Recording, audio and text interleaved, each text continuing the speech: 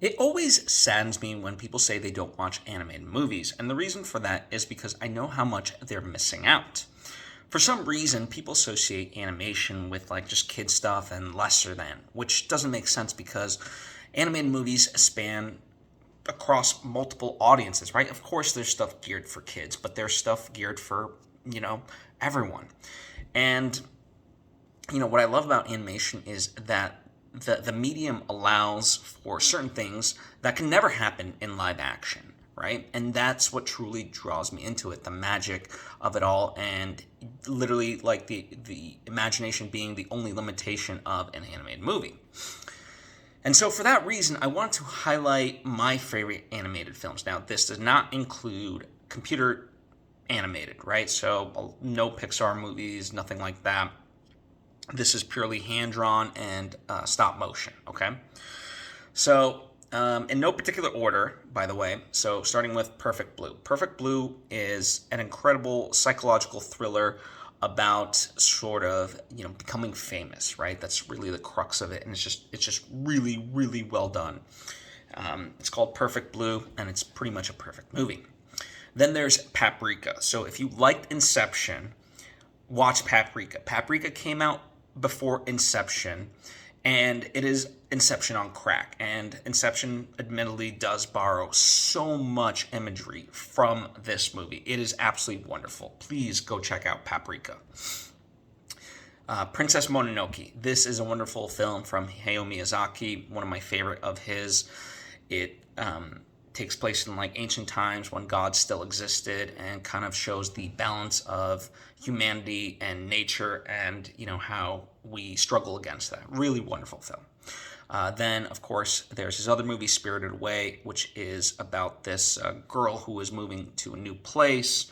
And as they're going home, her and her family, they end up at this like bathhouse, and where it goes from there is just insane, right? It's truly wonderful in the best sense.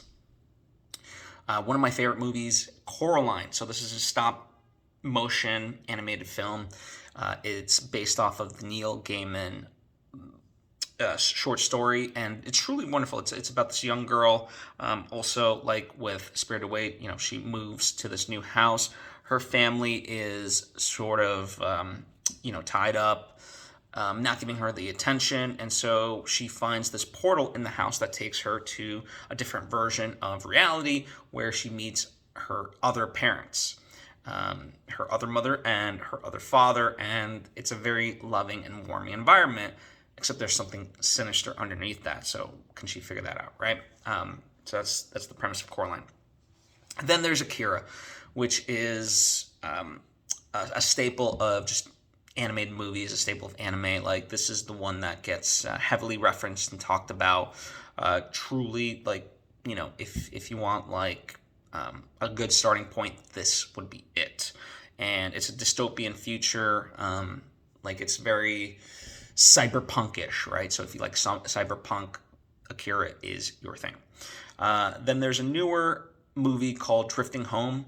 Admittedly, it kind of fumbles the ending just a little bit, but essentially it's about these kids who are go to this like abandoned building, and then there's a storm that happens, and it carries that building away, and so they're essentially drifting in the middle of the ocean. It's a coming of age story, and they have to kind of find their way home, as the title implies, drifting home. Really, like I love the themes and so forth. Again, not perfect, but really enjoyable all the same. Then there is Your Name. This is one of the modern classics, just truly, truly wonderful, from Shinkai, right? And it's about this guy living in Tokyo and this girl living in sort of a rural area, and they're essentially body swapping, right? And what that means for them, and it goes beyond what you can even possibly imagine, and it's just so wonderful and heartfelt, right? Another of Shinkai's movies is Suzume. This is a more recent one. I saw it this year because that's when it came out in theaters here in the U.S., and it quite possibly will be my number one movie of this year. I really loved it. It's about this young girl who essentially has to close doors to prevent earthquakes, right? Like that's kind of a very basic summary. It's just hard to even really describe this movie, but it's just so wonderful and so heartfelt. Ghost in the Shell. So there was a live action remake of this movie, but the original is animated. It's wild. It's what inspired The Matrix. So if you like that, Ghost in the Shell is for you. Speaking of The Matrix, the Animatrix, yes, this is more of a series of short films that couple together to make, a 2-hour movie. But I just love the various styles, and I'm obsessed with The Matrix. So the Animatrix, highly, highly recommend. Iron Giant. This is another classic. Truly, truly love it. It just has so much heart, right? It's almost like E.T., but in animated form, with a giant robot instead of an extraterrestrial, right? Aladdin. Out of the Disney movies, Aladdin is one of my favorites, right? I truly, truly love it. Just so much heart. The songs are fantastic.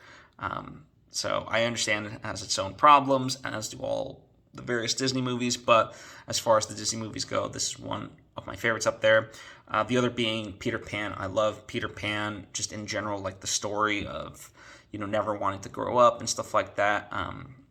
Something about that, like, I don't know, resonates, right? Wanting to live forever and being afraid of death, but how that hinders you, like, there's a lot there to explore. And so Peter Pan is one of my other favorites. And then, believe it or not, Pocahontas. I really like Pocahontas. Again, another problematic movie, but, at its core, just sort of, if you take the good from it, I think, there's good stuff there, like listen with your heart, like that idea and so forth. I think is really wonderful. Then going to kind of rotoscope animation, I love Richard Linklater's Waking Life. This is, a very seminal movie. Just there's not really a plot other than this guy is like drifting through various dreams and he's trying to essentially wake himself up, and it's just trippy and wild, but amazing, right? If you like Richard Linklater and you haven't seen this movie, go see it. Now, a more kind of accessible movie of his is Scanner Darkly, right? This is based off of the Philip K. Dick novel, so it has an actual plot, unlike Waking Life. And, the rotoscope technique is much more perfected. They had a bigger budget and so forth. So it stars Keanu Reeves and Robert Downey Jr., Woody Harrelson, like amazing, amazing actors all around. And a very deep story, very profound about our addiction, and drug abuse, and friendship, and just all kinds of stuff, right? Then we have Anastasia. This is a movie that I really do enjoy, right? It's it's kind of like a classic, right, in terms of its storytelling and so forth. But within that, like the way it's done is just to perfection. Then another more modern one is called Belle. This is one where this girl enters the social media space and becomes famous, but in the outside world, she's not really well known. So it kind of grapples with internet fame and anonymity and so forth. And it plays on the themes of Beauty and the Beast, because she ends up, she's the beauty, but she ends up sort of befriending, in the game, this person that everyone thinks is like the Beast. It's wild. It's truly amazing, and I love kind of the Beauty and the Beast as a jumping off point for this movie. So it's called Belle.